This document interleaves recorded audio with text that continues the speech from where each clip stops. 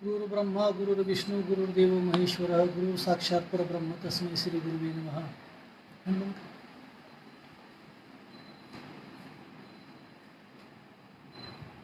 कलावत्नी जीवोद्धरार्थावतारम कलंकांकते ज्योति कामोदी वक्त्रम खलानेशवादा पुनुदा धीरदार दीक्षम समाधिस्तमूर्तिम भजे ज्ञानदेवम. थोडंसं ते ऑनलाईन येण्याकरता रेंजचा प्रॉब्लेम येऊ लागला म्हणून थोडंसं कन्फ्यूज झालो होतो. नमो सद्गुरु तुकया ज्ञानदीपा, नमो सद्गुरु सच्चिदानंद रूपा, नमो सद्गुरु भक्त कल्याण मूर्ती, नमो सद्गुरु भास्करा पूर्ण. आज आपल्या सर्वांच्या समोर कैवल्याचे पुत्र ज्ञानांचे शिरोमणी योग्याची माऊली साधकांचे मैबाप अलंकापूर पीठाधीश्वर विश्व संत निर्वाच्या संजीवन समाधीने पवित्र झालेल्या अलंकापूर्णगिरीमध्ये आज नेमका आपल्या सर्वांचा योगायोग चांगला आहे.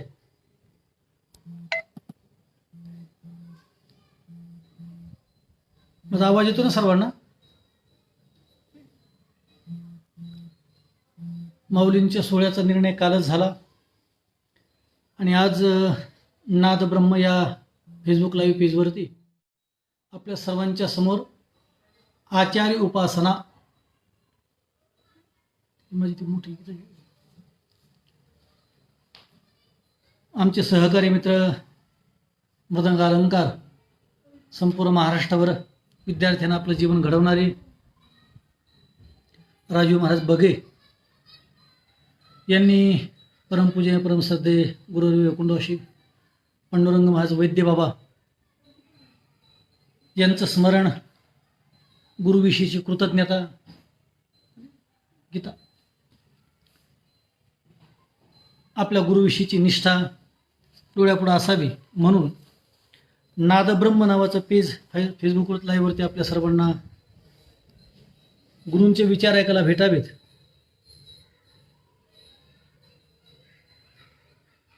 म्हणून आज सकाळी आदरणीय परमपूज्य परमश्रद्धेय गुरुवर्य मृदंग अलंकार अशोकजी महाराज पांचाळ उर्फ आमच्या सर्वांचे भाऊ यांचा आशीर्वाद घेतला आणि नादब्रह्म पेजवरती पहिल्या दिवशी सत्संग घडावा म्हणून पहिल्या दिवस माझ्या वाट्याला आलेला आहे. यानंतर महाराष्ट्रातल्या अगदी दिग्गज प्रसिद्ध कीर्तनकाराचे आपल्या सर्वांना प्रवचन ऐकायला मिळणार आहेत. म्हणून मी आपल्या सर्वांच्या डोळ्यापुढे जो विषय घेऊन आलो तो विषय असा आहे, आमानित्व मदंभित्व महिंसा क्षांती आर्जवम आचार्योपासनम शौच्यम स्थैर्यमात्म विनिग्रहा भाव इंद्रियार्थेषु वैराग्ये मनंकार एवच जन्म मृत्यू जरा व्याधी दुःख दोषानुदर्शनम असक्तिरण भिष्वंग पुत्रदार ग्रहादिषु नित्यंच समचित्तत्व मिष्टा निष्ठोपत्तिषु मैचानन्य योगेन भक्तिर्व्यभिचारिणी विविक्त देश सिवित्व मृत्यू जनसंसदी अध्यात्मज्ञान नित्यत्वम तत्वज्ञानार्थ दर्शनम एतज्ञानमिति प्रोक्तम अज्ञातम यतोन्यथा मज्ञानम यतोन्यथा अशा 7व्या श्लोकापासून ते 11व्या श्लोकापर्यंत कृष्ण परमात्म्याने अर्जुनाशी संवाद साधत असताना ज्ञानाची जी 18 लक्षणं सांगितली, ज्ञानाची 18 लक्षणं सांगितली, त्यामध्ये आचार्य उपासना हे ज्ञानाचं लक्षण सांगितलं. अर्थातच गुरुभक्ती, आपण ज्याच्याकडे जे विद्या अर्जन करतो त्या गुरुविषयीची आपली कृतज्ञता व्यक्त करणे. म्हणून नादब्रह्म या पेजवरती बोलत असताना आमचे राजीव महाराजांना आम्ही तसं एकत्रच पखवाजाचं शिक्षण वैद्य महाराजांकडे घेतलं. नंतरच्या काळात आम्ही परीक्षा सोबत दिल्या. ज्यांच्याकडे आम्ही परीक्षेचा अभ्यास घेतला ते आमच्या आदरणीय सर्वांचे अशोक महाराज पांचाळचा आम्ही त्यांना भाऊ म्हणतो सर्वजण आदरणी, जेनं ज्ञानाचा वसा आणि वारसा बाबांचा पुढे जेनं चालवला. खरं तर मला जेव्हा काल आमचे दत्ता महाराज ठाकरे आणि राजू महाराजांचा फोन आला की तुम्ही नादब्रह्मावरती बोलावं, नादब्रह्म शब्द कानावरती पडल्याबरोबर मला सर्वात मोठा आनंद झाला. कारण महाराष्ट्रातल्या वारकरी संप्रदायामध्ये जवळजवळ 90% कीर्तनकार हे पूर्वदशेतले पखवाजवादक, नंतर ते कीर्तनकार झाले. बाबा मला नेहमी सांगायचे वादक हा लवकर कीर्तनकार होतो. म्हणजे मी गायकाला नाव ठेवतो असा त्याचा अर्थ होत नाही, कारण गायकाच्या मनात चाली असतं, चिंतन असतं, पण वादकाचं पूर्णतः लक्ष बोलणं बोलणाऱ्याच्या व्यक्तीवरती पूर्ण कॉन्सन्ट्रेट असतं आणि त्यामुळे त्याच्या बरेचसे प्रमाण श्लोक व व्यासरूप पाठ होतं, तो लवकर वक्ता बनतो. म्हणून महाराष्ट्रातले बहुतांश अगोदर म्हणजे पूर्व दशकातले सर्वच कीर्तनकार, जो 90% कीर्तनकार मंडळी ही पूर्व दशकातले पखवाजवादक. आता मी सर्वांचा नामोल्लेख करत बसलो तर अनंत वेळ जाईल, पण एक नक्की सांगेल नादब्रह्माच्या माध्यमातून की आपल्या गुरुच्या विषयीची कृतज्ञता व्यक्त करत असताना 2020 मध्ये काही घटना आवर्जून सांगाव्यासे वाटतील. कारण भारतामध्ये गुरुकुल ही पद्धती थोडी थोडी थोडी थोडी कमी होत चालली, कमी प्रमाणात कमी होत चाललेली आहे. खूप जास्त प्रमाणामध्ये कमी होते आणि जास्त प्रमाणात ती दिसतच नाही. त्यामुळे आपल्या स्वतःच्या गुरुविषयीची कृतज्ञता खूप कमी माणसं व्यक्त करतात. म्हणून ज्ञानाचे 18 लक्षणामध्ये जे महत्वाचं लक्षण मला सर्वांच्या डोळ्यापुढे ठेवा असं वाटतं त्याच्या नावे आचार्य उपासना, गुरु भक्ती. आता गुरुच्या संदर्भातली गुरुची लक्षणं, शिष्याची लक्षणं नक्की सांगितली नाहीत, पण साधकाची लक्षणं सांगितलीत. पै भवस्वर्ग उबगली, मोक्षोद्योग ज्ञाना उळगले, पूर्ती पयो निघाले पैजा येत, डोळा हरण वेरे घाई कोतने जिरे तैसे काळेची विसरे जन्म दुःख. म्हणून मी जर माझ्या स्वतःचं जीवन आणि माझ्या सर्व गुरुबंधूचं जीवन जर बाबाविषयी सांगत बसलो तर हे लाईव्ह तर काय, आमचं आयुष्य जरी संपूर्ण लाईव्ह घातलं बोलण्यामध्ये तरी शब्द अपुरे पडतील. कारण आजही महाराष्ट्रातल्या जेवढ्या छोट्या मोठ्या संस्था दिसतात, कदाचित त्या संस्था चालकाला जर विचारलं की तुमचे गुरु कोण, तर ते सांगितलं आम्ही यांच्याकडे शिकलो. पण त्यांना सहज म्हणलं तुमच्या गुरूंचे गुरु कोण, तर ते नक्की वैद्यबाबाकडे हात करतील. कारण आजही महाराष्ट्रातल्या हजारो संस्था, मी हजारो म्हणेल, कारण आळंदीत जवळजवळ शेकडोनं संस्था आहेत, हजारो महाराष्ट्रभरातले आणि भारतभरातले विद्वान लोक जे तिथपर्यंत पोहोचले, सर्वात मोठं योगदान त्याचं या सर्वावरती कोणाचं असेल तर वैकुंठवासी परमपूज्य गुरुदेव वैद्य बाबा. माझ्या स्वतःचं जीवनही बाबांपासून घडलं, मला नक्की सांगायला आवडेल. कारण बाबांचं जीवनचरित्र एवढं भयानक आहे. जसं मी एक दिवशी बोलताना बोलून गेलो की डवरे गुरुजी जसं शुकाचार्य आईच्या उदरामध्ये 12 वर्षे होते, तसे वैकुंठवासी गुरुनामगुरु सद्गुरू बंकट स्वामी महाराज हे आईच्या उदरामध्ये 12 महिन्याच्या पुढे होते. म्हणजे संत हे साधू अलौकिक स्थिती काम करून जन्माला येतात. वैकुंठवासी वैद्य बाबा नरखेड या गावी जन्माला आले, पण नरखेड या गावीमध्ये म्हणतात ना, पवित्र ते कुळ पावड तो देश जे ते हरीचे दास जन्म घेते. मग बोरे बाबासारखे असतील, अमृत महाराज नरखेडकर सारखे असतील, जवळजवळ महाराष्ट्रातले कुरेकर बाबा, ढोक महाराज, ही सगळी अगदी परिसरात जन्मलेली माणसं. म्हणजे महाराष्ट्रातली मोठी मोठी माणसं मी त्या दिवशी बोलताना बोललो, बंकट स्वामी महाराज हे नेकनूरला जन्मले, तसेच वैकुंठवासी गुरुनामगुरु सद्गुरू डवरे गुरुजी यांचा जन्मही नेकनूर गावीच झाला. जिथं बंकट स्वामी जन्मले तिथं डवरे गुरुजी जन्मले. आणि डवरे गुरुजी हे बंकट स्वामी महाराजांच्या कीर्तनामध्ये पखवाज वाजायचे. बाबा स्वतः बंकट स्वामी महाराज डवरे गुरुजींना घेऊन मध्य प्रदेशमध्ये बऱ्हाणपूरला गेले, तेव्हा तिथल्या पाटलाने तो पखवाज ऐकला आणि सांगितलं अत्यंत सुंदर, खूप छान. आणि म्हणून तिथे स्वतः बंकट स्वामी महाराजांनी डवरे गुरुजीला शिक्षणाच्या माध्यमातून तिथून पाटलाने त्यांना शिक्षण दिलं. म्हणजे परंपरेने जर पाहायला गेलं, आता माझ्या सर्व लाईव्ह नवनाथ महाराज दिसतात, आमचे परमेश्वर महाराज दिसत आहेत, वळकड महाराज, बगी महाराज आहेत, ठाकरे गुरुजी आहेत. या सर्व माणसांना विचारा, महाराष्ट्रातल्या माझी सुरुवात जिथून झाली ते आमचे परमपूज्य गुरुवरे नामदेवजी महाराज चरठणकर. बाबा कोणाकडे शिकले? वैद्य महाराजाकडे. आळंदीमध्ये एखाद्या विचारा तुम्ही कोणाकडे शिकता? यांच्याकडे. त्यांना विचारा तुम्ही कोणाकडे? वैद्य महाराजाकडे. म्हणजे जवळजवळ महाराष्ट्रातल्या कोणत्याही महाराजांना विचारा की त्याचं मूळ तिथे सापडतं.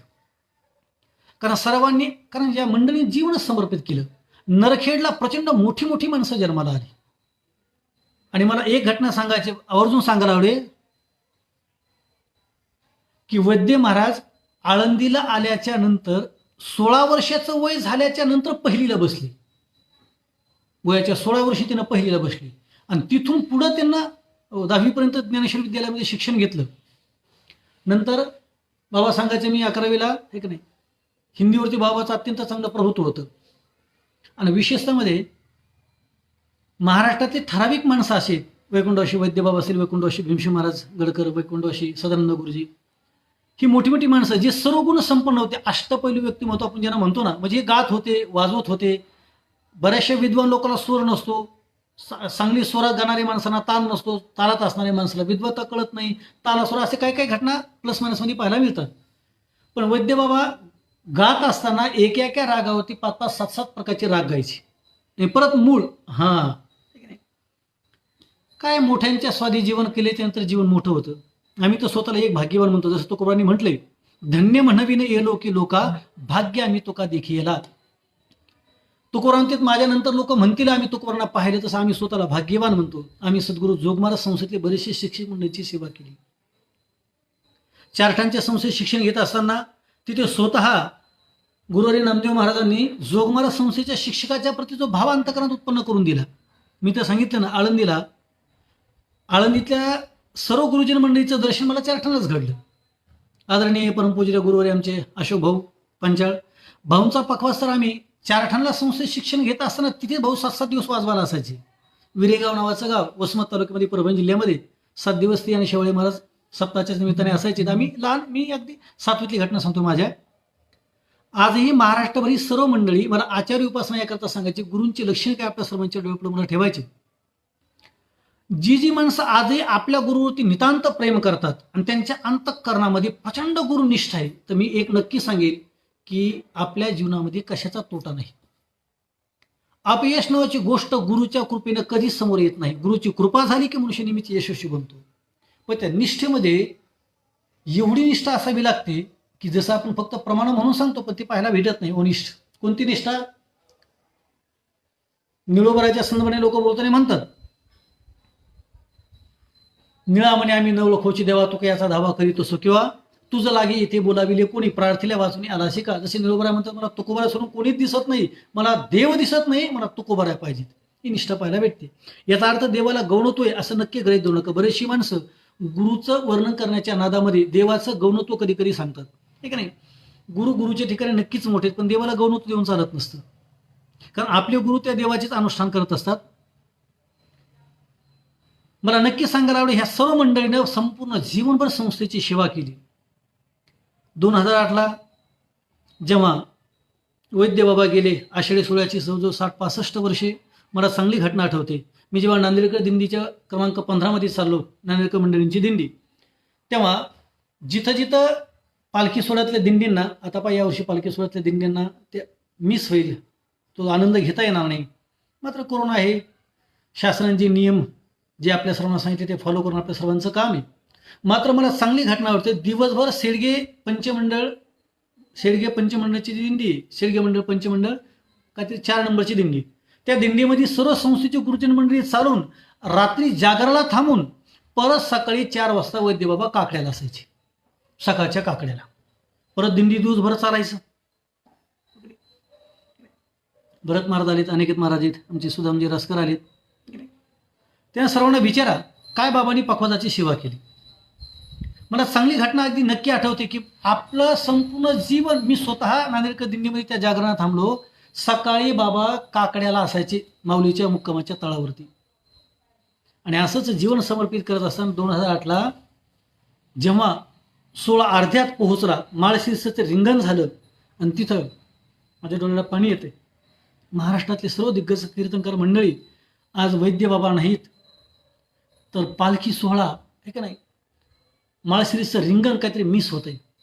आणि शेवटी सगळे एक दिवसाचं रिंगण करून सर्व परत आले. आणि जेव्हा गुरुरे परमपूजने शांतीब्रह्म कुरेकर बाबा श्रद्धांजली वाहत होते, तेव्हा ते म्हटले, आज महाराष्ट्रातले हजारो कीर्तनकार रडले. वैद्यबाराच्या अंत्ययात्रे दिवशी महाराष्ट्रातले हजारो गायक वादक, हजारो लोक रडले, लाखो लोक रडले. पण त्याशी कुरेकर बाबा बोलले होते, आज वैद्य महाराजांच्या अंत्ययात्रेच्या दिवशी पखवाज पण रडला असेल. तो पखवाज स्वतः रडला असेल. काय प्रेम करत होते बाबा, कलाकारावरती प्रेम करणं, पखवाजावरती. मी चांगलं आठवतोय, बाबा पखवाज असा अलगत मुलासारखा उचलून धरायचे. त्या पखवाजाला कोणी वादीला जर धरून उचललं तर बाबांना सहन होत नव्हतं. मी परवा दत्ता मलाशी बोलताना ठाकरे माझ्याला बोललो, आम्ही वरकडमध्ये आम्ही सहजून बसलो होतो, तेव्हा बोलताना मी त्यांना बोललो की वैद्य बाबा एक वाक्य सहज बोलले आणि आमच्या जीवनाचा उद्धार झाला. मी पखवाज एक दिवशी असा उचलत असताना वादीला पकडलं, दवारीला, आणि बाबांनी सांगितलं, तू काय करतोस भोंड्या, कळत नाही, अक्कल नाही, असा पकवाजाला खालून पकड आणि असं अलगद उचल. ते बोलताना एक वाक्य बोलले, तू पकवाजाला उचल, पकवाज तुला उचलेल. ते वाक्य तेव्हा कळलं नाही, खूप वर्षापूर्वीची घटना, कारण तेव्हा मी छोटा होतो. मात्र आज त्याची किंमत कळाली की आपल्या स्वतःच्या कलेवरती किती प्रेम करावं, ठीक नाही. आणखी पहा, जे महाराष्ट्रातील पकवाज वादक सर्व मंडळी विचारा, आता भरत महाराज माझ्यासमोर लाईव्ह दिसतात, त्यांना विचारा, ही माणसं स्वतःच्या पकवाजावरती काय प्रेम करतात. महाराज आहेत, गंभीर महाराज, इकडे राजीव महाराज, ठाकरे महाराज, त्यांना विचारा. पूर्वीच्या काळामध्ये पकवाज भेटत नव्हते, पण आता सध्याच्या काळात पकवाज वादक स्वतःच्या पकवाजाची सेवा करतात. त्या पकवाजाला एवढं मुलासारखं, स्वतःच्या भावासारखं, स्वतःच्या प्राणासारखं जपतात नेहमी. आणि मी सर्वांना सांगू नये, पण तरी एक मित्र या नात्याने आपल्या सर्वांशी बोलेल, नक्की बोलेल, की आजही जी टाळकरी मंडळी आहेत, जी आपला टाळ कुठेही ठेवतात, तिने ठेवू नये. तो टाळ आपण व्यवस्थित गुंडाळावा. जसं पकवाज होतो पचावरती प्रेम करतो, विनेकरने विनेवरती प्रेम करावं, कीर्तनकार आपल्या स्वतःवरती, त्यांनी स्टेजवरती आपल्या वक्तव्यावरती प्रेम करावं, तसं आपल्या आसनावरती प्रेम करावं. कीर्तनाच्या स्टेजवरून त्यांनी अवाच्य काहीतरी बोलू नये, कारण ते स्टेज जर तुम्हाला गाडी देत असेल, ते स्टेज जर तुम्हाला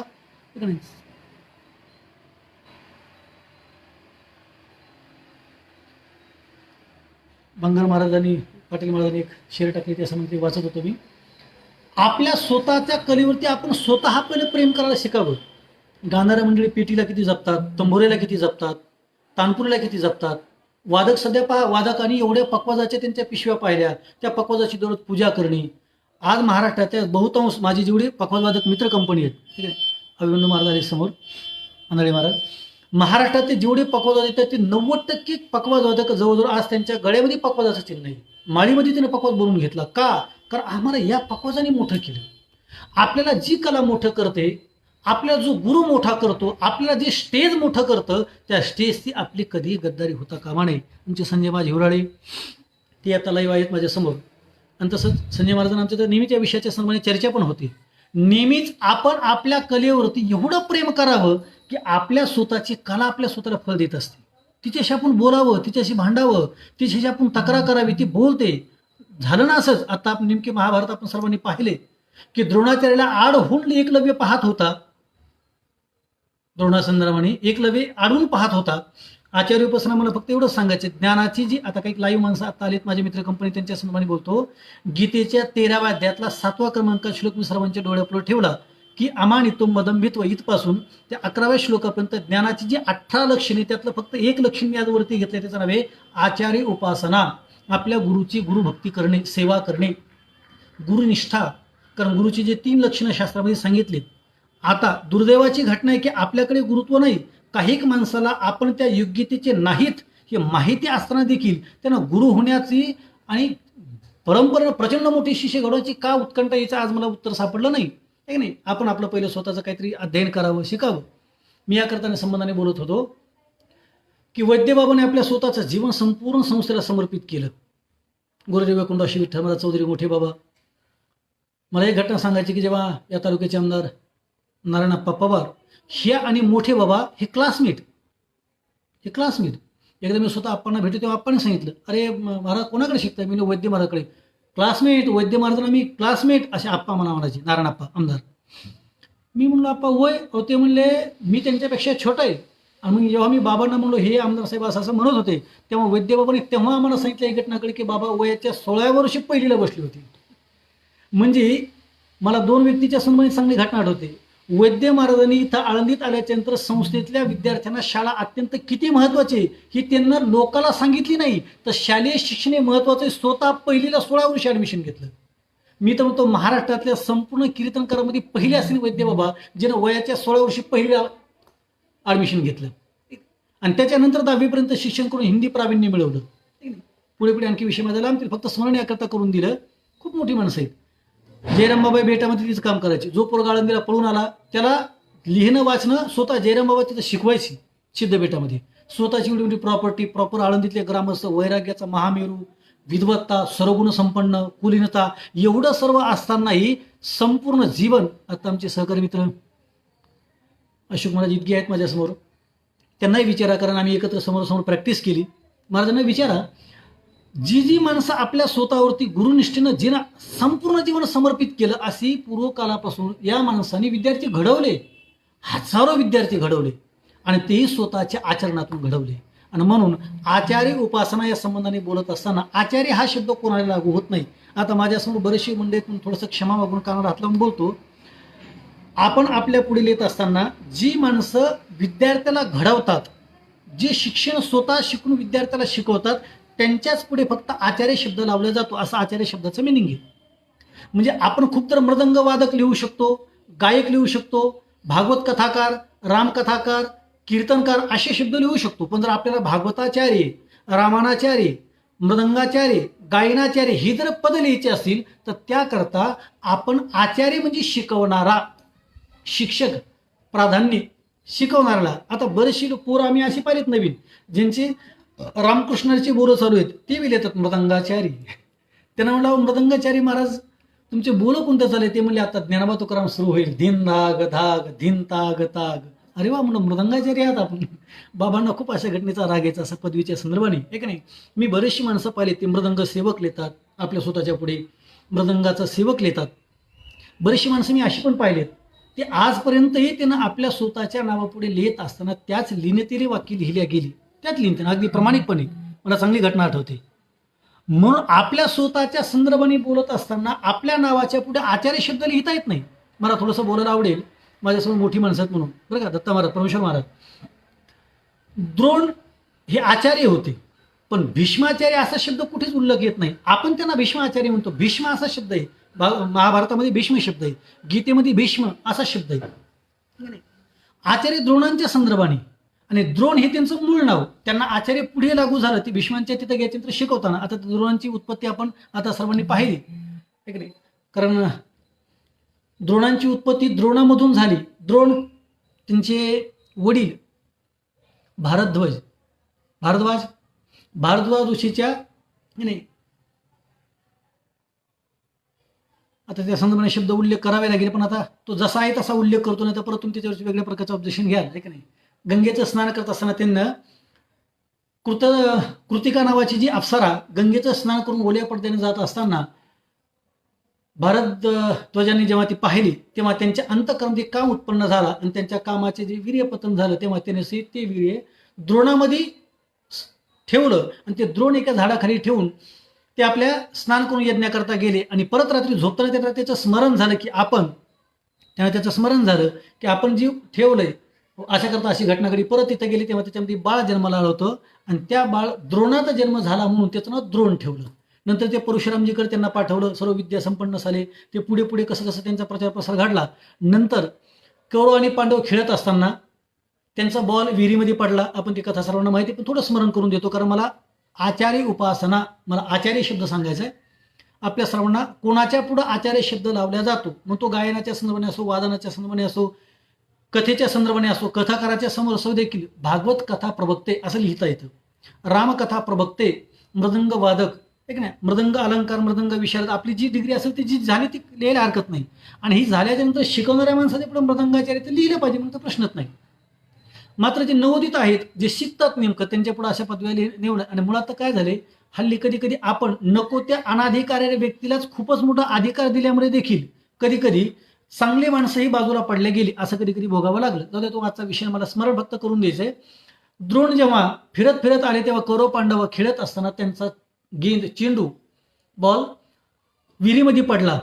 चिंताक्रांत झाले, काय करावं. त्यानं पाहिलं समोर कोणतरी एक व्यक्ती दिसतात, स्वामीजी दिसतात. ऋषींच्या समोर गेले, सर्वांनी प्रणाम केला. स्वामीजी, आमचा विहिरीमध्ये बॉल पडला, तो आम्हाला काढून द्या, चेंडू पडलाय. ते म्हणले, पण त्याकरता, कारण त्यांची परिस्थिती जी होती, अत्यंत माझी भोजनाची व्यवस्था करावी लागेल अशी द्रोणाची अवस्था होती, नाही की नाही. कारण म्हणून तर तो श्लोक आहे, विनाश्रणी शोभंते पंडिता वनिता लता. आश्रयातून जगातल्या ज्या काही वस्तू शोभत नाहीत. स्त्री किती सुंदर आणि बुद्धिवान आणि विद्वान झाली तर पुरुषापासून तिचं जीवन शून्य असतं. बाबाच्या भाषेत बोलू का, वैद्यबाबाच्या कावडीचा अभंग असायचा, म्हणजे गीत असायचं, आपल्या सर्वांना पाठ येते. वैद्यबाबाचे भजना बिना जल जयो, ठीक आहे, आपण ऐकलं असेल, भजना बिना जल जयो. बाबामाचे भजना वाचून त्याचं जीवन मेल्याच जमाय. पुढे म्हणायचे, संगीत सुनायक स्वर बिना स्वर सुना एक ताल बिना. मग त्या टायमाला स्वर म्हणून दाखवायचे बाबा, परत ताल म्हणून दाखवायचे तुका म्हणे माझे. आपण सर्वांनी ऐकलंय की नाही, हे ती सर्व सुख. म्हणजे तालाचा पत्ता नाही. संगीत बिना, स्वर बिना, स्वर सुना एक ताल बिना, भजना बिना जल जीव. माझा विषय लांबेल. पुढे असं म्हणतायचे ते, पक्षी पंख बिना, हस्तिदंत बिना, स्त्री पुरुष बिना, तैसा पुरुष हरिनाम बिना, भजना बिना जल जीव. माझा विषय करता होता, विद्वान लोक हे राज आश्रित असावे लागतात, कारण त्याच्या विद्वत्तेला तेव्हा किंमत येते, अन्यथा त्याला परिणाम भोगावे लागतात. प्रचंड मोठा, कारण बाबा पहिल्यापासूनच कलाकाराला खूप मोठी किंमत द्यायची. म्हणून अनेकात महाराजांनी सांगितलं म्हणून सांगतो. तेव्हा त्यांना सांगितलं आम्ही तुमची व्यवस्था करू. आणि द्रोणांनी काय केलं, हातामध्ये ठीक नाही, तिथे गवताची एक फक्त काडी घेतली, ती खाली मारली, त्याला दुसरी काडी घेतली, ती खाली मारली, अशी मारत मारत मारत गवताची दोरी बनण्यासारखी बनवली. आणि त्यानं त्याने बॉलवरती काढला चेंडू. आणि जेव्हा त्या मुलांनी ही सर्व घटना राजदरबारात जाऊन सांगितली, भीष्मांना आश्चर्य वाटलं की ही विद्या मलाही कल्पना नाही, असा कोणता व्यक्ती आला असावा राज्यामध्ये. जवळ गेले, त्याने द्रोणांना नमस्कार केला, आणि आमच्या राज्यामध्ये तुम्ही राजगुरू म्हणून राहा, म्हणून कौरव पांडवांना स्वतः भीष्मांनी द्रोणांच्या ताब्यात दिले. तिथून पुढे त्यांच्या पुढे द्रोणाचार्य, मी आचार्य शब्द सांगतो ना, आचार्य उपासना या संबंधाने मला बोलायचंय. कारण उपासना शब्दाचा अर्थ त्यांची सेवा करणे, आणि आचार्य शब्दाचा अर्थ श्रीगुरु, शिकवणाऱ्या व्यक्तीलाच आचार्य म्हणतात.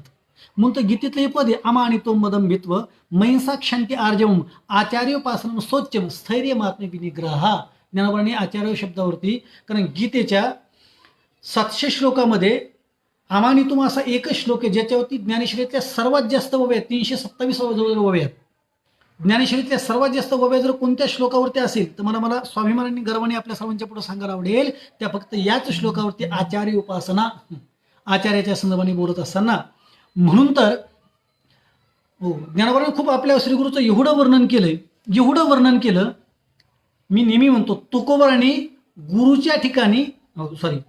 देवाच्या ठिकाणी गुरुत्वाची लक्षणा केली, तर ज्ञानोबारांनी गुरुत्वाच्या ठिकाणी देवाची लक्षणा केली. चला मी थोडंसं स्पष्ट करून बोलतो. मला 2 घटना आठवल्या म्हणून परत एकदा सांगतो. ज्ञानोबारांनी ज्ञानेश्वरीत आणि संपूर्णमध्ये आपल्या श्रीगुरूचं वर्णन केलं, पण आपल्या गुरुच्या ठिकाणी देवत्वाला प्रतितीचा भाव व्यक्त केला. माझे गुरु माझा देव आहे, माझे गुरु माझा देव आहे. तर तुकोबारांनी देवाच्या ठिकाणी गुरुत्वाच्या भाव केलं, म्हणतो माझ्या विठोबाचा कैसा प्रेमभाव, आपणची देव होय गुरु, ठीक नाही, त्यानं गुरुत्वाची भावना व्यक्त केली. मी बाबांच्या सन्मान याकरता बोलतो. वैद्य बाबा नेहमीच कोणाच्याही पुढं काही जरी चुकीचं वाटलं की त्यांचा एक शब्द असायचा, क्षमा मागून बोलतो, त्यांचा शब्द असायचा, चिपडा डोळा नको चमकू, ठीक नाही. असं कोणीतरी चुकीचं काही वाजवलं, चुकीच्या ठिकाणी सम दाखवली, कुठून धरला मुकडा कुठेही सोडला की बाबाला तो सहन होत नव्हता. आणि एवढी आदरयुक्त भीती होती आमच्या सर्वांच्या अंतःकरणामध्ये. आम्ही काय देखावं, हे जयराम बाबाची सायकल यायची, वैद्य मला समोर यायची, समोर जाण्याची कोणची ताकद नव्हती हो. काय निष्ठा होती, त्याचा परिणाम आजही जुनी माणसं, जरी तुम्हाला संपत्तीनं कमी वाटत असेल, तुम्हाला असं वाटत असेल, बरीचशी काही माणसं असं म्हणतात ना, असं काही माणसं म्हणतात, आम्ही काल परवा आलो, आमचं घर झालं, आमची जागा झाली, आमचा बंगला झाला, आमच्याकडे 4 व्हीलर गाडी आहे, आमच्याकडे हे ते, आणि तुम्ही आळंदीत एवढा वर्ष राहिले आणि तुमचं काहीच नाही. पण सांगू का, जी जुनी माणसं आळंदीत राहिली त्या माणसाबद्दल मी एवढंच नक्की वाक्य बोलेल की त्या माणसांनी संस्थेची आणि महाराष्ट्रातली विद्वान लोक नजरेनं पाहिली. आचार्य उपासना हा शब्द त्यांना पाहिलाय, अनुभवलाय. आज ठामपणे कोणताच गुरु म्हणू शकत नाही, आजच्या व्यक्तीला बोलतो बरं का मी, कोणताच गुरु असं म्हणू शकत नाही की मी शिकवण्याच्या योग्यतेचा आहे. रागांचा विस्तार, पकवाजाच्या शब्दांचा विस्तार, कीर्तनाच्या एका शब्दाचा विस्तार करणारी माणसं नाही पाहायला भेटत, ठीक नाही पाहायला भेटत. त्याला कारण ही माणसं अशी जगली नाही. आणि माझ्या संदर्भातलं काय बोलू आता, माझ्यासमोर माझे गुरुबंधू आहेत, जुने मंडळी आहेत, म्हणून एक वाक्य सर्वांच्या समोर शेअर करून बोलतो, अगदी प्रामाणिकपणे शेअर करून बोलतो. मी आळंदीला आलो, ती तारीख सांगतो तुम्हाला सर्वांना. मी आळंदीला आलो, ती तारीख होती 22 एप्रिल 1996. 4/10ची एक्झाम देऊन मी आळंदीला आलो 22 एप्रिल 1996. आल्याबरोबर केंद्रीय महाराज धर्मशाळेत मी आणि आमचा मित्र भगवान मुसळे मी सोबत थांबलो. राहायची व्यवस्था होत नव्हती, आम्हाला धर्मशाळेची माहिती नव्हती, खायची व्यवस्था होत नव्हती. सुरुवातीला तर शेजारी पेटी ठेवून जवळजवळ 6 ते 7 दिवस जलाराम मंदिराच्या समोर आंधळ्या पांगड्याच्या रांगेमध्ये भीक मागावी लागली, आंधळ्या पांगड्याच्या समोर खावं लागलं. फुलटवाडी धर्मशाळा जी जुनी धर्मशाळा होती तिथं आम्ही स्वतः खिचडी खाल्ली. तर ते मला माझी सांगायचं नाही, पण एक नक्की वाक्य सांगतो. मला गुरुजी नंदबाबांनी एवढंच सांगितलं होतं की 2 दिवस लेट झाला तरी चालेल, मात्र तुला दास्य तू यांचंच करायचं, याच संस्थेच्या सर्व शिक्षकाचं तुला समर्पण करायचं. आणि मला नक्की सांगेल 5-7 दिवसाचा नंतर कालावधी उलटला आणि मी माऊलींच्या मंदिरात दर्शन घेऊन जोगमारा संस्थेच्या बाहेर ओट्यावरती बसलो होतो. काय करावं काय करावं, शेवटी आमचा इथपर्यंत निर्णय झाला होता, आपल्या आळंदी काही व्यवस्था होत नाही, चला आता कुठेतरी कामधंदे पाहू, कुठेतरी एखाद्या कामाला लागू. मला हे पण आठवतंय की 1-2 दिवस आम्ही स्वतः समोर रमेशटीमध्ये काम केलं. आता शोक्ती वाटेल तुम्हाला, पण आता सांगायला काही हरकत नाही, आहे का नाही. आमचे दुसरे मित्र आहेत त्यांना पण केलं, गोरे महाराजांनी पण, मला ते पण चांगलं आठवतंय, ठीक नाही. केले रमेशटीमध्ये, ठीक नाही. त्यांना कल्पना असा तेव्हाचा काळ होता तो. पण एक मात्र नक्की सांगतो, त्या टायमाला एक माझा मित्र चारठाणा, तो बाबांच्या सोबत असायचा पूर्वीच्या काळामध्ये, संतोष पांचाळ. आता तो ऋषिकेशला असतो. तो बाबांच्या सोबत होता. त्यांनी मला खाली बसलेल्या पाहिजे सांगितलं, अरे मी तुला कुठतरी पाहिलं. अरे म्हणलं संतोष, मी पांडुरंग. अरे हो, अरे कुठून, मग कधी आला चारठाणा? तर मी सांगितलं, अरे मी 8 दिवस झाला आलो, आमची राहायची व्यवस्था नाही, तर मला चांगलं आवडेल केंद्रीय मला धर्मशाळेमध्ये माझी राहण्याची व्यवस्था स्वतः वैद्यबाबांनी केली. वरती गेलो, जोगमारा संस्थेत त्यांचं दर्शन घेतलं. त्याने मला तिथून पाठवलं. मला ते आठवतं तेव्हाचे केंद्रीय मला धर्मशाळेची व्यवस्थापक होते सुभाष खाडे. त्यानं सांगितलं या 2 पोराची व्यवस्था कर. आणि मला एक चांगलं आठवतंय, सुविसावाडी तापकीर कंपनी आणि वडमकवाडी इथं स्वतः वैद्य महाराजांनी सांगितलं आणि आमच्या मधुकरी जेवणाची व्यवस्था केली. आता सांगा, ज्यांच्याकरता जीवन समर्पित करावं, जेवणाची, राहण्याची, शिक्षणाची व्यवस्था ज्यांना केली, ज्यांच्यामुळे गीतेवरती एवढी कमांड आणि गीतेकरता जीवन ज्यांच्याकरता समर्पित करता आलं, काही माणसं होती एकनिष्ठ. यांच्या नजरेतही आम्हाला कधी गुरुद्रोह दिसला नाही. ही यांच्या गुरुबद्दल बोलताना किती प्रेमपूर्वक बोलायचे, त्यांना दोषच दिसला नाही. ते फक्त मामासाहेब दांडेकरांचं वर्णन करत असताना मामांच्या बद्दल मी मामांची कीर्तन वाजवली, डोर गुरुजींना असं शिकवलं. कायम वैद्यबाबांच्या मुखात कायम गुरूंच्या संदर्भातले हे विधान. त्यांची जागा जी आमची चालवतात गुरुवारी अशोक भाऊ, काय निष्ठा असेल गुरुच्या संदर्भातली निष्ठा, जीवन त्यांनाही त्यात निष्ठेपायी स्वतःचं जीवन समर्पित केलं.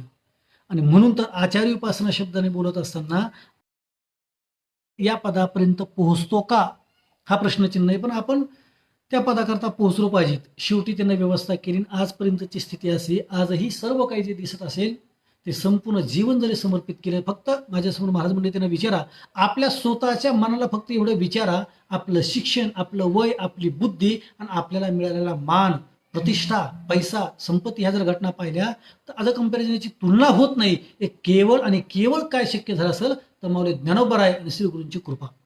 श्रीगुरूंच्या कृपेचं सर्वात मोठं हे फळ आहे.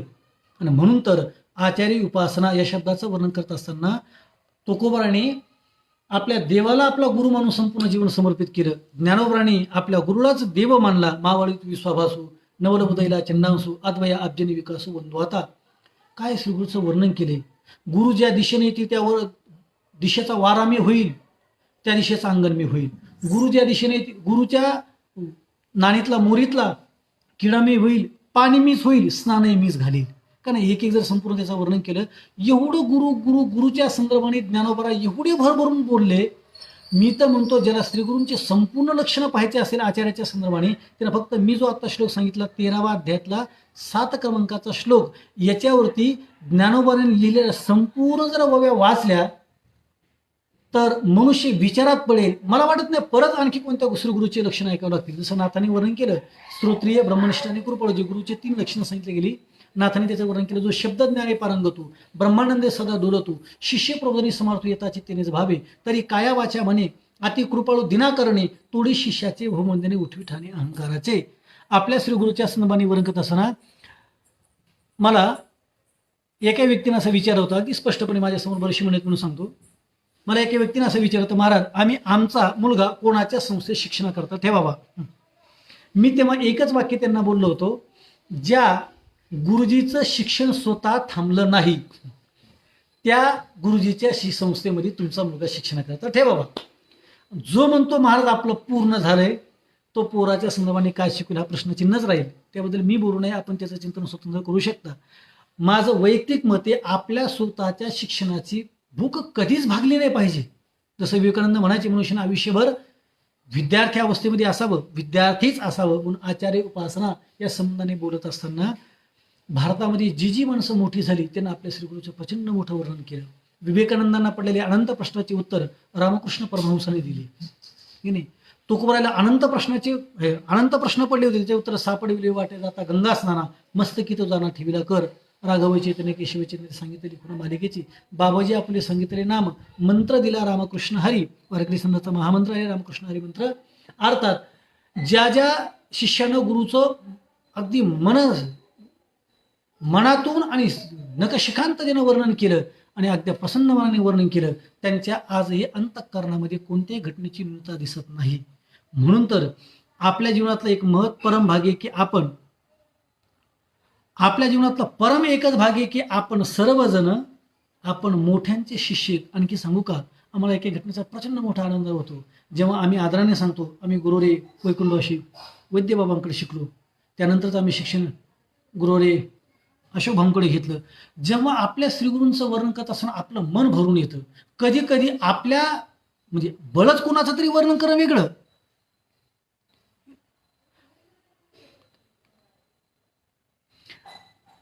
एक कमेंट्स वाचली मी या संबंधाने, बळच कोणाचं तरी वर्णन करणं वेगळं आणि वस्तुस्थिती असणं वेगळं.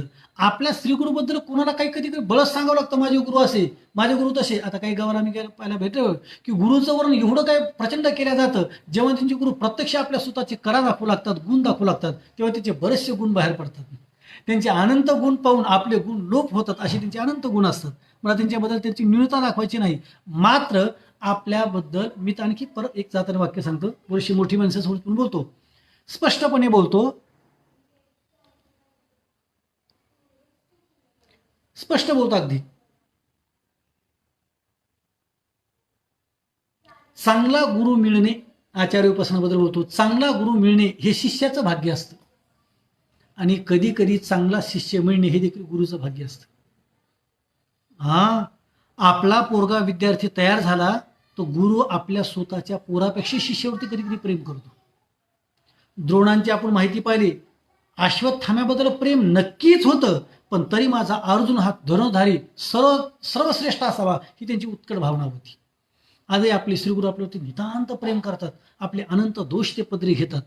म्हणून आपल्या स्वतःच्या संबंधाने आपल्या गुरुवरती एवढं प्रेम असावं. आमचे सहकारी मित्र आले, जुने मित्र आले आमचे विष्णू महाराज आनंदे, ठीक नाही, आपली एवढी निष्ठता आणि आपलं एवढं जीवन समर्पित असावं लागतं श्रीगुरूच्या संदर्भाने की आपल्या प्रत्येक शब्दामध्ये, आपल्या चालण्यामध्ये, आपल्या बोलण्यामध्ये गुरुशिवाय अन्य काही घटना दिसू नये. जसं ज्ञानोबरांनी जिकडं पहा तिकडं जे जे मी बोलतो ते सर्व गुरुमुळेच, माझं जे जे चालतं ते गुरुमुळेच.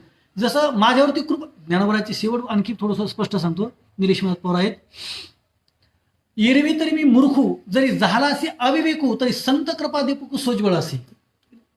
ज्ञानोबराय म्हणतात खरं तर मला काही कळत नाही. आता पहा, ते चालते ज्ञानाचे बिंब तयाचे अवयवती सुखाचे कोंब, माणूसपती ते भाव लौकिक भाग ही त्यांची योग्यता, पण तरी ते ज्ञानोबराय म्हणतात माझ्यावरती माझ्या श्रीगुरूची संतांची कृपा झाली, मी सोज्वळ बनलो, मी काहीतरी बनल्या गेलो. ही भाग्य. आणि मी तर अशी बरीचशी माणसं पाहिलीत, आता कोणाचं नाव घेत नाही, पण त्याशी मी बोलताना म्हणजे रंभावना एक वाक्य बोललो.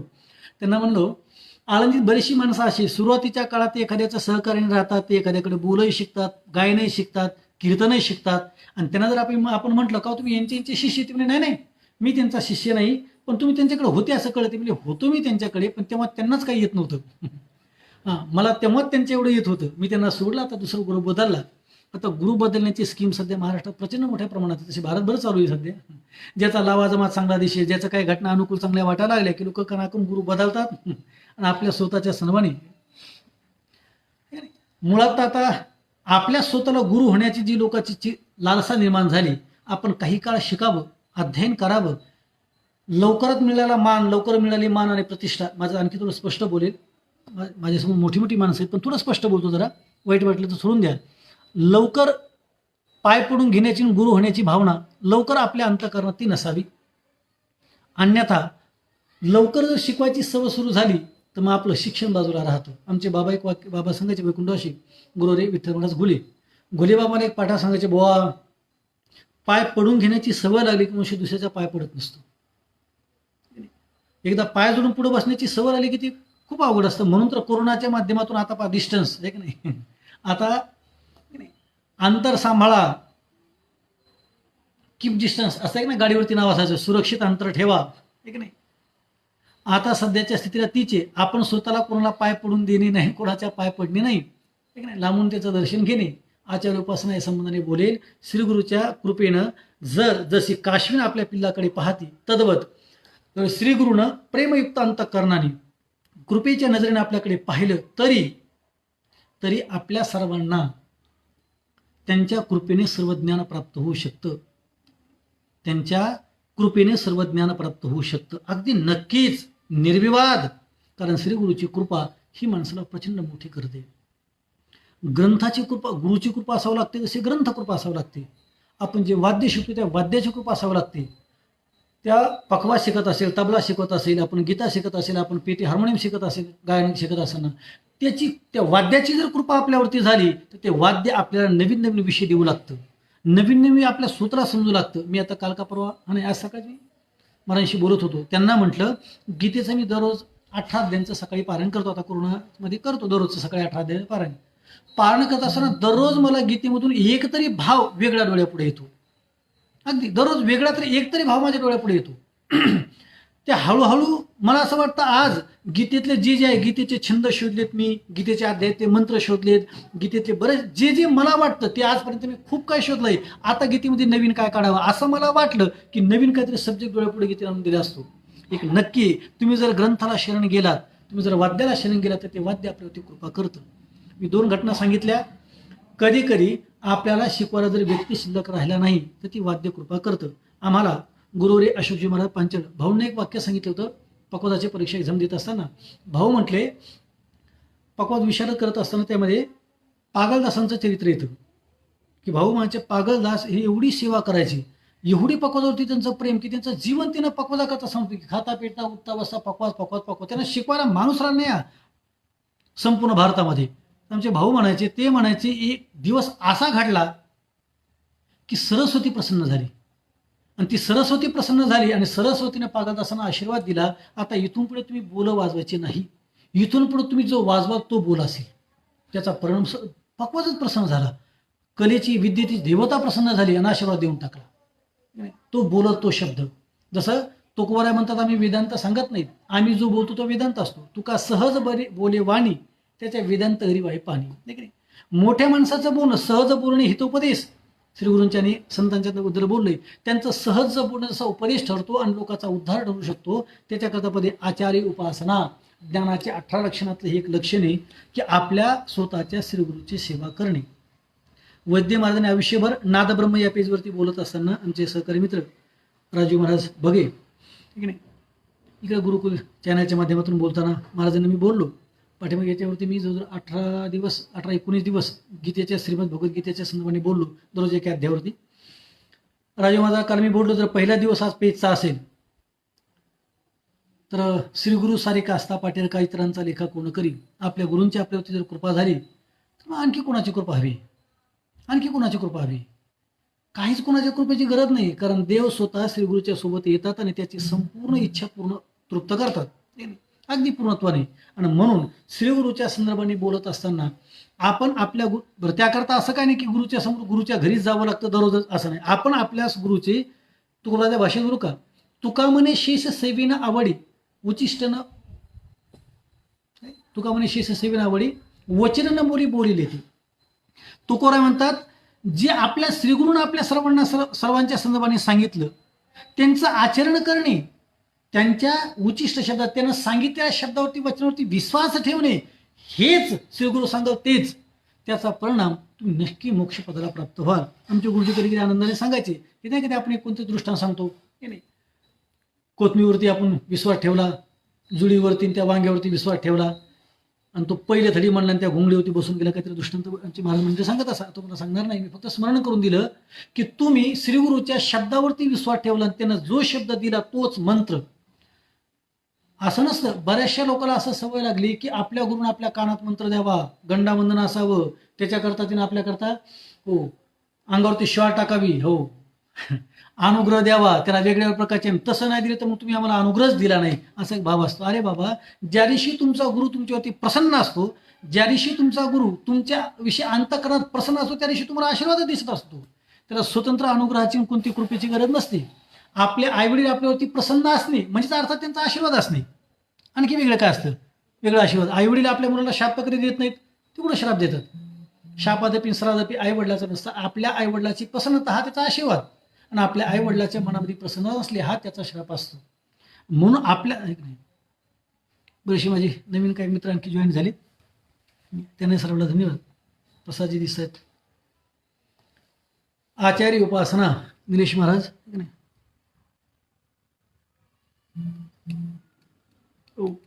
निलेश महाराज म्हणतात, श्री गुरुला जेव्हा शरण जातो तेव्हा नीच प्राप्ती त्याला प्राप्त होते. नक्कीच आपण आपल्या श्री गुरुला समर्पित केलेले जीवन देवालाही त्या सर्व घटना ऍक्सेप्ट कराव्याच लागतात. का? कारण आपल्या श्री गुरुकडे एवढे अनंत विषय असतात. त्यांना स्वतः एखाद्या शिष्याला आशीर्वाद दिला की तुझ्या जीवनातलं संपूर्ण, म्हणून तर आपल्या स्वतःच्या बापाने गुरु होऊन भीष्मांना आशीर्वाद दिला, तू इच्छामरणी होशील. तुझी इच्छा असेल तरच. खरं तर असं म्हटलंय, जातसे ध्रुव मृत्यूर ध्रुवम जन्म मृतस्याचे तस्मात परी हरियार्थी न तुम छोची तुमरसी उपजेते नासे नासिने ते पुनरपी दिसे हे घटिका इंद्रशे परिभ्रमेगा. इथं जन्माला आलेल्या माणसाला मरावंच लागतं.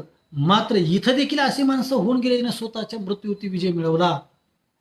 श्रीगुरूच्या कृपेने घडल्या नाही ह्या घटना. तुकोबारांना विचारा, गुरु प्रत्यक्ष त्यांना भेटले नाहीत. तुकोबाराचे, राघव चैतन्य, केशव चैतन्य हे जरी नावं सांगितले असतील, पण त्यांची प्रत्यक्ष भेट झाली आणि त्यांना अनुग्रह डोक्यावरती हात दिला आणि ते त्यांची सेवा अशी घडली, अशी सेवा घडली नाही. जशी ज्ञानोबारांना प्रत्यक्ष श्रीगुरूंची सेवा घडली निवृत्तीनाथांच्या सोबत, तशी प्रत्यक्ष तुकोबारांना सेवा घडली नाही. मात्र तरीही गुरुनं त्यांच्या आशीर्वाद दिला. आमचे बाबा म्हणायचे, आपण योग्यतेचा झालो की गुरु आपल्याला शोधत येतात. मी त्या दिवशी कुठेतरी बोललो होतो, मला स्मरण आठवे ना कोणत्या पेजला बोललो, पण एक वाक्य मी बोललो होतो की आपल्या अंतःकरणाचे 3 दोष असतात: मल, विक्षेप आणि आवरण. मल म्हणजे पाप, विक्षेप म्हणजे चित्ताची चंचलता, आणि आवरण म्हणजे आच्छादन. मल आणि विक्षेप हे 2 दोष आपले गेले की श्रीगुरु आपल्यावरती कृपा करतात आणि आपला आवरण नावाचा दोष घालवतात. जसं आंबा पाडाला लागला की पोपटाला बोलावं लागत नाही, तो येतोच. आणि तो जसं येतोच, कारण तू वाटच पाहून असतो कधी पाडा होतो. तसं शिष्याची परिपक्वता झाली की गुरु त्याला योग्य मार्गदर्शन करतात आणि त्याचा उद्धार करतात. म्हणून आपण स्वतः योग्य शिष्य होण्याच्या संबंधाने आपल्या स्वतःच्या अंतःकरणामध्ये निष्ठा दिसणे, कधीतरी वर्षभरातून आपण जसं इतरत्र आपल्या भक्त परिवाराला भेट द्यायला जातो तसं आपल्या श्रीगुरूला दर्शनाकरता जाणे, श्रीगुरूच्या चरणी समर्पित जीवन करणे. असं वारंवार नाही की आपण श्रीमंतच असलो पाहिजे, गुरुला दरवेळेस गेल्याच्या नंतर आपण आपल्या जे आपल्याकडे उपलब्ध आहे, जी वस्तू आपल्याकडे आहे ती गुरुला समर्पित करणे. रिक्त पाणीनं गस्यात राजानाम देवताम गुरु हा शब्द आहे. कारण गुरुकडे जाताना खाली हातानं जायचं नाही. याचा अर्थ हात भरून जायचं असं नक्की नाही. हात दोषाने अंतःकरण नाही भरून गेलं तरी गुरुला प्रसन्न होईल. नाहीतर आपण हातामध्ये भरपूर काही घेऊन जाऊ पण अंतःकरण एवढं भरून घेऊन जाऊ की दोष पाहिला तर गुरु आपल्यावरती कृपा करणार नाहीत. आपण निर्दोष होणे आपल्या, आणखी कौतुक सांगितलं आपल्या सर्वांना, खूप कमी महाराष्ट्रामध्ये जोड्या लागल्या ज्यांना योग्य शिष्य भेटले आणि योग्य गुरु भेटले. खूप कमी जोड्या लागल्या. काही माणसं आदराने आपल्या स्वतःच्या गुरुचं नाव सांगतात, आम्ही यांचे शिष्य आहोत, अगदी आदराने. आणि काही स्वतः गुरु देखील कौतुकाने सांगतात. तुम्हाला सांगू का? मला सांगायला एक वाक्य आवडेल. ज्या दिवशी आपल्या स्वतःचे गुरु होऊन सांगतील तो माझा विद्यार्थी, तो माझा शिष्य. पण गुरु तेवढे मोठे असावेत, नाही तर हल्ली कोणी सांगतो तो आपलाच विद्यार्थी. आणि त्याला जर म्हणलं तुम्ही त्यांच्याकडे शिकले असं ते म्हणत होते, नाही ते काय म्हणतात, मी त्यांचा शिष्य वगैरे काय नाही त्यांचा आपला काय संबंध नाही, ते बळच मला शिष्य म्हणतात. ही पण अवस्था येता कामा नाही, नाहीतर ते अवघडच असं आहे की नाही. काही माणसं बळच कोणाला म्हणतात हा माझा शिष्य, त्या शिष्याची इच्छा नसते ना आपल्याला शिष्य म्हणावं की नाही. म्हणून बरेचसे मोठे माणसं कृष्णाने अर्जुन आणि उद्धव दोनच शिष्यांना तत्वज्ञान सांगितलं. एकाला श्रीमद भगवद्गीता सांगितली आणि एकांना भागवताचा उपदेश केला. आपल्या स्वतःच्या संदर्भाने बळच कधी कधी म्हणावं लागतं, हे आमचा विद्यार्थी, तो आमचा विद्यार्थी, तो आपल्याचकडे शिकला. काहीच येत नव्हतं त्याला, तो म्हणतो की आमच्या गुरुला काही येत नव्हतं. अशी अवस्था घडते. त्यामुळे ही अवस्था येता कामा नये. आपल्या गुरु जर योग्यतेचा भेटला तर गुरुनं आपल्याला काहीच शिकावं लागत नाही. त्यांच्या सेवा करत जरी बसलं, त्यांचे वस्त्र धूत जरी बसलं, त्यांच्या आश्रमाची झाडलोट जरी करी बसलं, तर त्यांना आपल्याकडे कृपेने जरी पाहिलं तरी आपल्याला ते त्या पदावरती कृपा कटाक्षे निहाळले, काय म्हणले, कृपा कटाक्षे निहाळले काय द्यायची, बाप रोखमध्ये विठ्ठले भक्ता दिली वरदान. त्याच्यामध्ये सुरुवात आठवली त्याची. कृपेच्या नजरेने जर श्रीगुरूंना आपल्याकडे पाहिलं तर आपण त्या पदावरती प्राप्त होतो आणि आपल्या पदी बैसविले, हा शब्द राहिला होता. कृपा कटाक्षेने हरले आपले पदी बैसविले, नाही की नाही. श्रीगुरु आपल्या स्वतःच्या पदावरती बसवतात. एक मला उदाहरण सांगायला आवडेल जे सर्वांच्या परिचित, फक्त स्मरण म्हणून. आपण मोठे आहात की नाही, आनंदी मला समुदिस्त म्हणून बोलतो.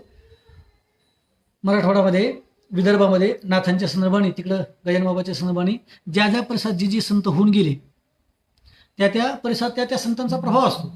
नाथ परंपरेमध्ये तिकडे आपण सर्वांनी पाहत असाल की गावबा नावाच्या शिष्यानं त्यांच्या सेवकांनी आयुष्यभर काय केले, पुरणपोळीचा नैवेद्य खाण्याकरता ते सेवेत राहिले. निष्ठा नाथबाबा सांगल तेच निष्ठा ठेवली. परिणामतः परिणामात एक झाला निरीक्ष म्हणलं मी पण म्हणते. कृपा कटाक्षेने आलेले आपले पदी बैसविले, नाही. विष्णू महाराज म्हणतात तन मन धन गुरुशी अर्पण, देह गुरुशी अर्पण असं आहे एक नाही. देह शब्दाचा अर्थ देणे. तन मन धन म्हणजे तन मन आणि धन, ध्यान शब्द दिले त्यांना. पण स्वतःच्या शरीराने मनासह मनमना भौमत भक्तो मध्याजी माम नमस्कुरू मामे वैशेष युक्तो महात्मा मत्परायण. हा मी गावबा सांगत होतो. गावबांनी केलं काय, आयुष्यभर नाथांची सेवा केली आणि नाथांनी जाता जाता फक्त हस्तकृपा त्याच्या डोक्यावरती हात ठेवला आणि परिणामतः भावात रामायणामधलं उरलेलं भावात रामायण हे नाथांच्या कृपेनं गावबाने पूर्ण केलं. आपल्या मला सांगायला आवडेल, नाथ ब्रह्माच्या माध्यमातून आमचे राजू महाराजांनी खूप चांगला उपक्रम राबवला. महाराज आपण त्या निमित्ताने महाराष्ट्रातली बरीचशी मंडळी आज वेगवेगळे गुरुजींचे आपल्या आपल्या स्वतःचे प्रसंग सांगतील, आपल्या स्वतःची भावना व्यक्त करतील.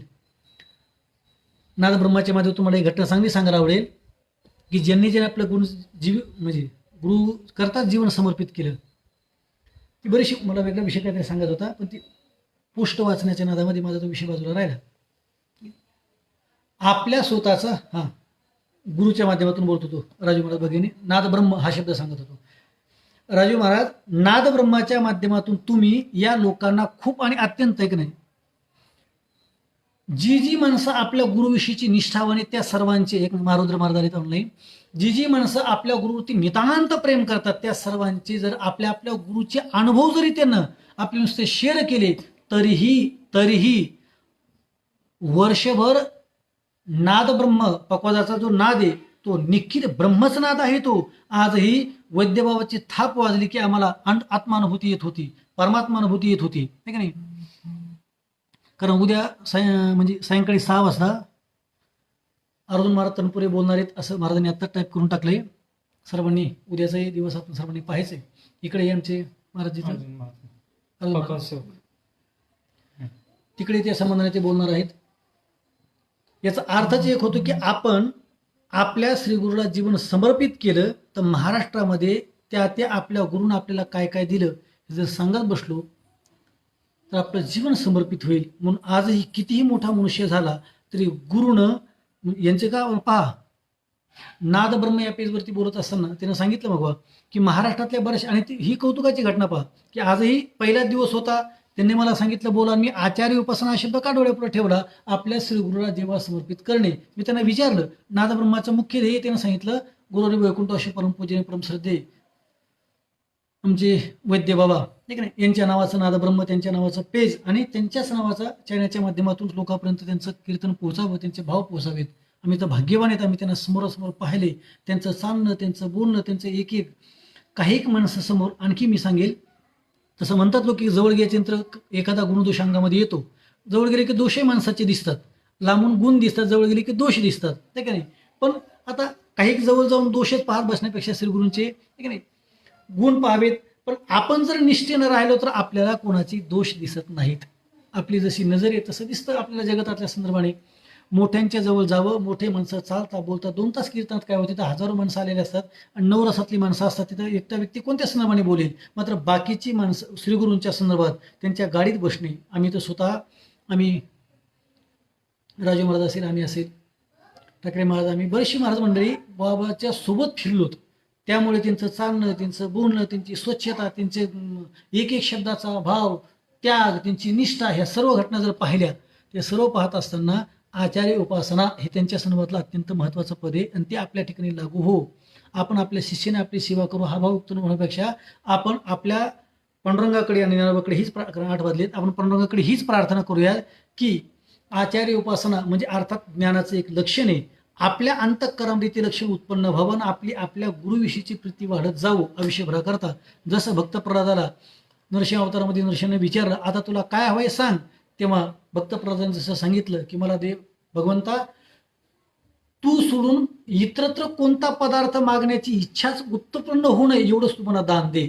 तसं आपणही एवढं भाव व्यक्त करावं की आपल्या गुरुचे दोष आपल्या अंतःकरणामध्ये येणार नाहीत आणि ज्यांनी कोणी आणखी गुरु केला नसेल किंवा ज्यांना आणखी गुरु करणे कोणाची इच्छा असेल तर मी स्वतः आपण प्रार्थना करतो त्यांना योग्य गुरु मिळावेत आणि योग्य शिष्यांना योग्य गुरु मिळावेत, तसे योग्य गुरुंना योग्य शिष्य मिळावेत. नाहीतर कधी कधी मी त्याचे एक विनोदाने वाक्य सांगितलं तर समोर दिसतात म्हणून सांगतो. महाराज म्हणतात अगदी माझं तर जीवन मी नक्कीच सांगतो की माझं जे जीवन घडलं ते आळंदीला याच्या अगोदर गुरुवारी नामदेवजी बाबा चारठणकर आणि आळंदीला गुरुवारी वैद्य महाराज मोठे बाबा नरसिंह बाबा, आता हे सगळे गुले बाबा सगळे मोठी माणसं आहेत. आणि आता सध्या गुरुवारी आमचे आदरणीय ज्ञानेश्वरीजी माऊली मिश्रा ते देखील आता ऐकतात. त्यांनाही विचारा, त्याने बोधेबाबाची सेवा केली. आज ते म्हणतात जेव्हा आम्ही त्यांना पहिल्यांदा वारकरी समाजाचं धोतर त्यानं तिथं दाखवलं की संप्रदायाच्या धोतराच्या माध्यमातून काय ताकद असते आणि माऊलीचे आज इंडस्ट्रीजमध्ये माऊली माऊली माऊली शब्द त्यांच्या माध्यमातून सुरू झाला. मग ते तिथंही सांगत होते वैकुंठवासी सद्गुरू बोधेबाबाच्या संदर्भाने, एक नाही बोधेबाबांनी आमचं जीवन समर्पित केलं. बोधेबाबांनी त्यांना चाली शिकवल्या पण त्यांना एवढा मोठा आशीर्वाद दिला की आज संपूर्ण फिल्म इंडस्ट्रीजमध्ये त्यांना लोक ओळखतात.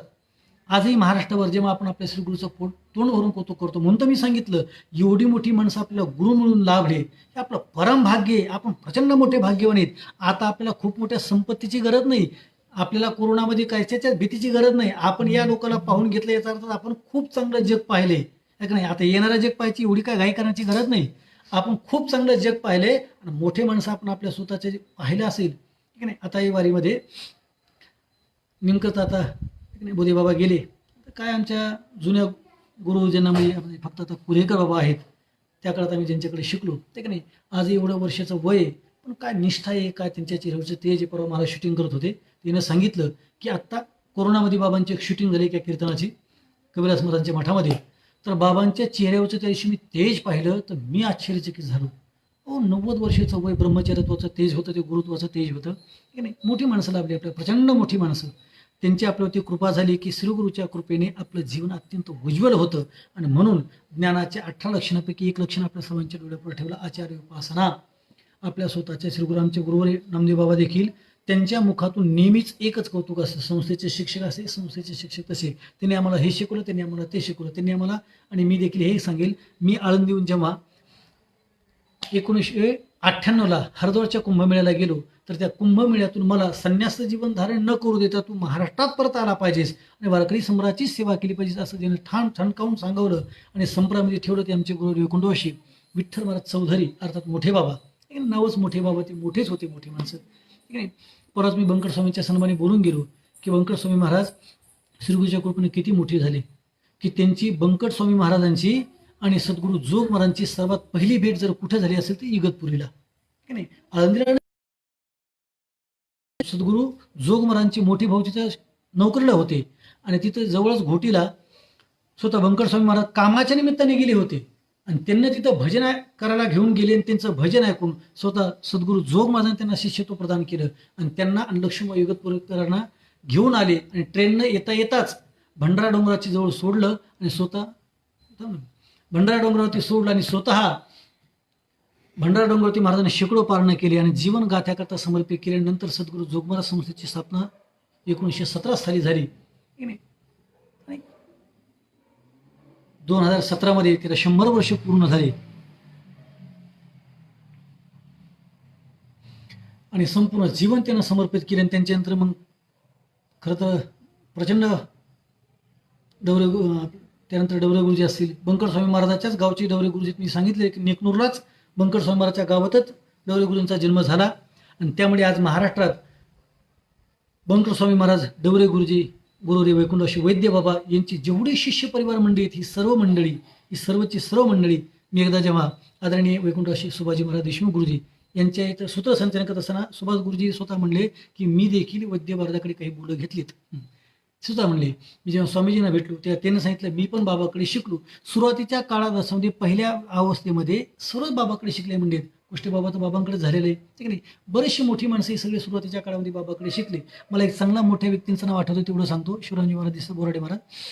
मोठ्या व्यक्तीचं नाव सांगतो. जेव्हा जगन्नाथ अण्णा पवार आम्ही त्यांना अण्णा म्हणायचो जगन्नाथ वेदांत वाचस्पती कवी तीर्थ अण्णा म्हटले मी सुरुवातीला पखवाज शिकायला गेलो आणि पहिला बोल धागीनाथ आम्हाला वैद्य राजाने शिकवला. त्यांची भाषा बोलतो मी एक नाही कानात लावून सांगतो. जगन्नाथ अण्णा माझे आम्ही त्यांना वैद्यराज असं म्हणायचे एक नाही. जो शरण गुरु को आये ये लोक सुखी परलोक सुखी असे आनंद महाराजांनी टाईप केले. अर्थात सद्गुरू जगन्नाथ महाराज म्हणायचे मी शिकायला गेलो आणि मला पकवाजाचा तो धागीनाथच बसाना एक नाही. माझा बोल बसत नाही हे पाहून मला गुरुदेव वैकुंठवासी म्हणजे वैद्य महाराज एक वाक्य बोलले. असं जगन्नाथ महाराज कीर्तन स्वतःच्या म्हणलेले आहेत. मी त्या कीर्तनाचा साक्षीदार आहे. स्वतः जगन्नाथ महाराज म्हणले की मला वैद्य महाराज म्हणले तू आता बोल बसू नको तू एक काम कर बोलाच्या ऐवजी तू आता फक्त बोल. माझं बोलणं कळलं असेल ते नेहमी कुटीत बोलायचे. तू आता फक्त बोल म्हणून मी आता फक्त बोलतोय आणि त्याने बोलायला सुरुवात केली आणि त्यांच्या वक्तृत्वाने त्यांच्या वाचस्पती या शब्दाने उभ्या महाराष्ट्राला वेळ लागलं. अर्थात सर्वच संस्थेच्याच शिक्षकाची महाराष्ट्रावरती प्रचंड मोठे उपकार आहेत आणि हे उपकार आपण अनंत काळ जागृत ठेवावेत. आजही एक दुर्दैवाची घटना कारण हातला सांगतो 2000ला येऊन महाराष्ट्रातलं मोठे व्यक्तिमत्व थांबलं. जसं कुरेकर बाबा म्हणले की आज महाराष्ट्रातले सर्व लोक रडले पण नसीब ज्यांच्या जाण्यानं महाराष्ट्रातला पखावज मृदंग रडला ते वैकुंठ श्री सद्गुरू वैद्य महाराज आहे का नाही. त्या वैद्य महाराजांचा गुरुपूजन सोहळा आम्ही नेहमीच त्यांना चालू केला. त्यांच्या श्रीगुरूच्या नावाने पकवाजाचा वर्धापन दिन त्याच निमित्ताने आमचे निवृत्ती महाराज आलेत ते पण आम्ही एकत्र सोबत होतो. त्यांना पण माहिती त्यांनाही अनंत फडकरी वाजवले. कौतुकाची घटना पहा बाबा फडकराच्या परंपरेतले नाहीत. बाबा पळून आलेत आळंदीला पण जोग महाराज संस्थेच्या मंडळींना जेवढे फडकरी मंडळी आहेत पंढरपुरा राणे सगळे आमचे गुरुजी मंडळी असतील हे सर्व फडकरी मंडळी सर्व संस्थेच्या शिक्षकाला अत्यंत आदराने मानायची. त्यांच्या फळात यांची कीर्तन व्हायची का कारण यांचं आचरण यांची विद्वत्ता यांचा प्रचंड मोठा त्याग कारण हे त्यागाला प्रचंड मोठा सलाम होता. मला याकरता बोलायचंय बाबांनी संपूर्ण जीवन समर्पित केलं. त्यांचंच मी एक दिवशी जेव्हा मला राजीव महाराजाला मला आणखी आठवतो महादेव महाराज बोरोडे कालदास महाराज आम्ही सगळेजण जेव्हा ठाकरे महाराज सर्वजण गुरुवारी अशोक महाराज पांचाळ भाऊंकडे पकवाजाच्या परीक्षेचं शिक्षण घेण्याचे कारण ते स्वतः वैद्यबाबा म्हणले जा तुम्हाला आता अशोक भाऊ पुढच्या परीक्षेचा अभ्यास देतील. तेव्हा भाऊना म्हणलो बाबा जोपर्यंत स्वतः वैद्यबाबांनी सांगितलं नाही तोपर्यंत फक्त पकवाजाच्या परीक्षेचाच अभ्यास देत होते गुरुवारी अशोक भाऊ. पण त्याने स्वतः कधीही बाबांच्या जोपर्यंत जिवंत होते तोपर्यंत बाबांच्या समोर पोरांचा क्लास घेतला नाही. आमचे श्रीगुरू आहेत त्यांच्याकडे प्रचंड मोठं तत्वज्ञान आहे. त्यांच्या कृपेने तुम्ही मोठे तयार व्हाल.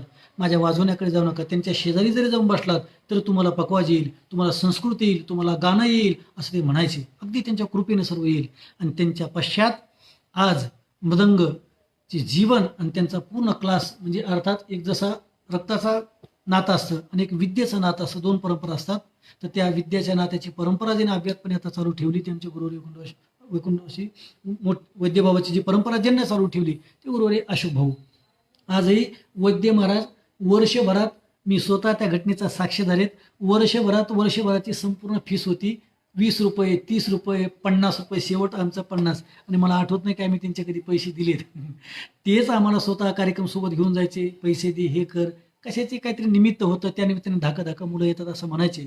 आणि तीच अव्यातपणे परंपरा आजही मी बाकी कोणाला नाव ठेवणार नाही पण एक नक्की सांगेल आजही महाराष्ट्रामध्ये पूजनीय गुरुवारी अशोकजी महाराज पांचाळ अर्थात भाऊ आजही मुलाकडून शिकवण्याचे पैसे घेत नाहीत. स्वेच्छेनं ज्या मुलांनी जी घटना दिली तेच अन्यथा महाराजाच्या कित्येक सकाळी 8 वाजल्यापासून ते दुपारी 2 वाजेपर्यंत एखाद्या व्यक्तीने आपल्या स्वतःचं कंबळ स्वतःचे पाठ जाम होईपर्यंत फक्त पोराला शिकवण्याकरता जिनं जीवन समर्पित केलं आणि बाबाची आजही त्या निमित्ताने स्मृती सर्वांच्या नजरेपुढे आहे. मला आज नादब्रह्म या पेजवरती माझ्या श्रीगुरूंच्या संदर्भाने नाही निवृत्ती महाराज आपण ते काकडा आरतीबद्दल बोललात मी त्याचा उल्लेख सुरुवातीला केला. आत्ताच नेमके तुकाराम माझे घाडगे आलेत आत्ता ते आलेत. मी सुरुवातीला बोललो निवृत्ती महाराज वैद्य महाराजांनी पालखी सोहळ्यामध्ये काकड्याला दररोज हजार असायचे, त्याचा काकडाही आपण वाजवला, ते मी बोलून गेलो सुरुवातीला. वैद्य महाराजांनी केलेली सेवा, त्यानं पहिली घेतलेलं ॲडमिशन, वैद्यबाबांनी संस्थेत केलेली सेवा, संस्थेचे शिक्षक म्हणून केलेली सेवा, भांडारकरचं पहिलं दुसरं शिकवलेलं पुस्तक, संस्थेच्या 2 वर्षापर्यंत विद्यार्थ्याला घडवणे. त्यामुळे महाराष्ट्रामध्ये सर्वात जास्त विद्यार्थी परवा सद्गुरू जोग महाराज संस्थेतही त्यांचे विद्यार्थी होते, आणि जे संस्थेत पाठानं बसता कलेकरता ज्यानं समर्पित केलं तेही त्यांचे विद्यार्थी होते. म्हणून मी आणखी त्यानिमित्ताने सर्वांना प्रार्थना करतो, जसा आपल्या घुलेबाबांचा सप्ताह ज्ञानदर्शनमध्ये होतो तसा वैद्यबाबाच्या निमित्ताने मी आमचे राजीव महाराज ठाकरे महाराज सर्व मंडळी आहेतच, आनंदी महाराज वगैरे निवृत्ती महाराज दिसतात सर्व. तर आपण प्रार्थना करतो, आपण सर्वांनी मिळून आपण वैद्यबाबाच्या पुण्यतिथीच्या निमित्ताने आमचे फफळ महाराजचा कार्यक्रम तिकडे करतायत, आहे का नाही. यावर्षी खूप मोठ्या प्रमाणात कार्यक्रम करायचं आमचं स्वप्न होतं. सांगू नये आता, कानाला हातलावून सांगतो, स्वतः फफळ महाराजांना मी एकत्र चर्चा करून यावर्षी एवढा मोठा सप्ताह करायचा ठरवला होता वैद्यबाबाच्या नावाने, आहे का नाही. 1 दिवसाची सेवा त्यांना मला करा असं तिकडे बोलले. मी त्यांना म्हटलो करा असं म्हणू नका, एक श्री गुरुच्या संदर्भाने आज पहा.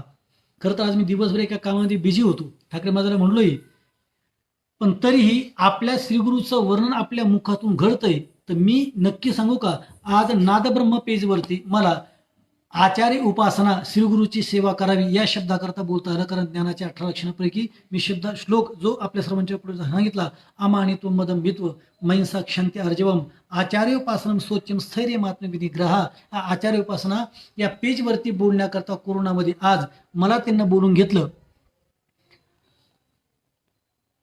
त्यांना श्रीगुरूनं आज त्यांच्या कृपेने मला बोलून घेतलं. तर मी नक्की सांगेल, या कोरोनामध्ये जर कदाचित आमचा ध्येय पडला तरी नक्की सांगतो, आज नादब्रह्म पेजवरती मी श्रीगुरूच्या गुरुवर्य वैकुंठवासी वैद्यबाबाच्या समोर मला राजीव महाराजांनी नादब्रह्माच्या माध्यमातून बोलण्याची सेवा करण्याची संधी दिली. आज माझं सर्वात मोठं परम भाग्य आहे की त्यांना मी योग्यतेचा वाटलो. पहिला दिवस मीच बोलावं असं त्यांना मला सांगितलं. माझ्याकडे विद्वत्ता असेल, माझी निष्ठा असेल याची कल्पना नाही, पण मी एक नक्की ना सांगतो, मी महाराष्ट्रातला विद्वान माणूस आहे की नाही, पण मी अभ्यासक आहे. आणि माझ्या संप्रदायावरती, तुकोबा ज्ञानोबावरती आणि माझ्या श्रीगुरूवरती प्रचंड निष्ठा आहे की आजही आम्ही एकच ठामपणे सांगतो, आज आमचं जे जीवन जगापुढे दिसतं, जगापुढे आमचं जे जीवन दिसतं ते जीवन केवळ आणि केवळ आमचं जीवन म्हणजे सद्गुरूंचं जीवन आहे. म्हणून परत एकदा प्रार्थना, आता निवृत्ती महाराज म्हणले आणि राजीव महाराज म्हणले तसं यावर्षी कोरोनामुळे शक्य नाही, पण पुढच्या वर्षी जरी वैद्यबाबांचा पुण्यतिथी सोहळा आषाढीच्या दरम्यान येत असेल तरी आपण आषाढीहून परत आल्याच्या नंतर 1 दिवसाचा पुण्यतिथी सोहळा बाजूला ठेवून बाबांच्या नावाचा एक दरवर्षीचा आपण एक सप्ताह चालू करू.